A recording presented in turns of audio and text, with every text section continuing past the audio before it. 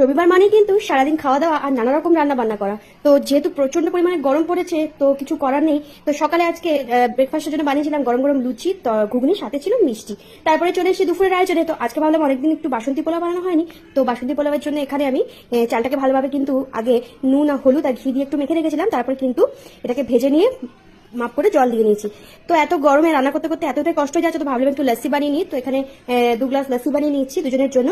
তারপরে একটা মামার জন্য কিছু জিনিস অর্ডার করেছিলাম, তো সেগুলো এখানে পার্সেলগুলো চলে এসেছে। আর এখানে দেখো পোলাওটা মোটামুটি আমার রেডি হয়ে গেছে। আর পোলাওয়ের সাথে তো চিকেন না হলে একদমই জমবে না, তাই এখানে বানিয়ে নিয়েছিলাম কষা কষা চিকেন। তো দুপুরবেলা লাঞ্চটা তো বেশ দারুণই হয়েছিল। লাঞ্চ টাঞ্চ করে বিকেলবেলা বেরিয়ে গেছিলাম একটু ঘুরতে, মামাকে এখানে রেডি করে দিয়েছি। আর বাইরে যেহেতু প্রচন্ড গরম লাগছিল, তো সেরকম কিন্তু স্বাস্থ্য একদমই ইচ্ছে করে না। তো এখানে সামনে একটা মেলা বসেছিল, তো সেখানে চলে এসেছি। মেলাটা কিন্তু দারুণ ছিল, দেখো চারিদিকে কি সুন্দর হাতের সমস্ত জিনিসপত্র এখানে পাওয়া যাচ্ছিল।